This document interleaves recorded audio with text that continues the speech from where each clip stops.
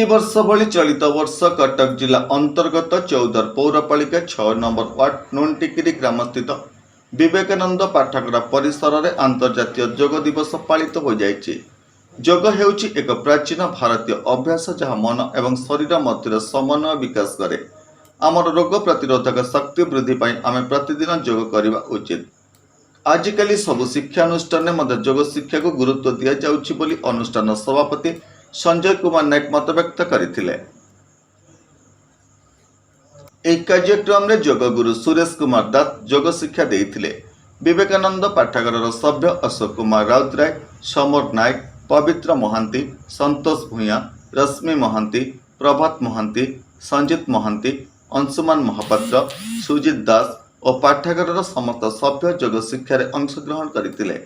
कार्यक्रम आयोजक भाव विवेकानंद पाठागार संपादक सुरेश कुमार राउतराय सुचारू रूपे संपादन करथिले। 14 बबिता बेउरा रिपोर्ट, होली टीवी ओडिया। नमस्कार, मु लिपिका आपण मानक स्वागत करुच्ची नुआ रूपरे होली टीवी ओडिया। होली टीवी ओडिया सहित जोड़िया आपण मैंने लाइक करंतु, सब्सक्राइब करंतु, शेयर करंतु।